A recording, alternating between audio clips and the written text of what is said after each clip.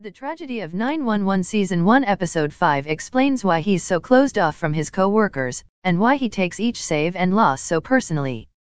His addiction to drugs and alcohol started before he lost his family, so that wasn't the catalyst, but it's not hard to see why he still struggles with it.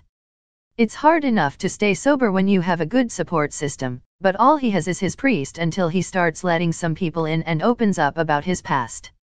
He reached out for help after his bender, but now that Hen is starting to break down his walls, the healing can begin. She said he's the best boss she's ever had, and we've witnessed him in action enough to know that he's excellent at his job. It would be a shame if he lost that, too, after losing so much already. It's hard to imagine how anyone copes with feeling responsible for the death of his family along with 140 other people. His way is to be out there every day saving as many lives as he can. In his mind, he'll probably never be able to make up for the lives that he lost, but now we know why he keeps track of those he saves in that notebook.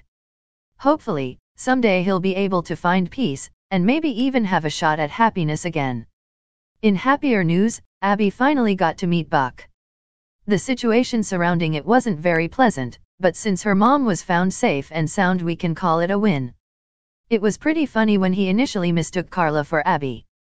They've been talking long enough that I'm surprised he didn't at least ask for a picture. It would have been only fair, she knew what he looked like. There was no talk about putting her mom in a nursing home, but she did mention that her brother was trying to get a flight home, so it's possible that conversation will be revisited. It's not what Abby wants, so I hope he doesn't use this scare to guilt her into it. She's still in a position where she can take care of her mother. She just needs to get those indoor locks installed and remember to use them. Still, just because Abby's mom was found safe this time doesn't mean something like this can't happen again with worse results, and the decision could start to weigh on her. Speaking of addiction, Buck is very proud of himself for resisting temptation, a little too proud when it comes to Abby's mom. He still managed to find a loophole in the system they set up. If they're genuinely trying to stay friends, they're embarking on a dangerous slope with the phone sex. Here's hoping they stay the course for a while and don't get together too soon. I like the chemistry that's developing, but it shouldn't be rushed. Maybe Bobby and Buck can be each other's sponsors. Whenever one of them can't resist a drink or a random hookup, they could call each other to talk them out of it. Abby didn't just meet Buck, she also met Athena, which is a step in the right direction since we need her interacting more with the cast, and we know she can't see Buck. Maybe they'll find an opportunity for her and Athena to develop a friendship.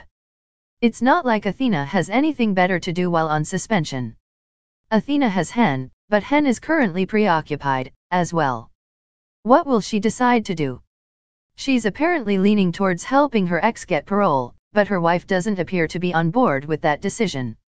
I wonder what her ex did to land herself in prison in the first place. It's never easy getting over a first love, and she told Athena she feels like she owes her something. Could Hen have been involved with something illegal, too, and her ex took full responsibility?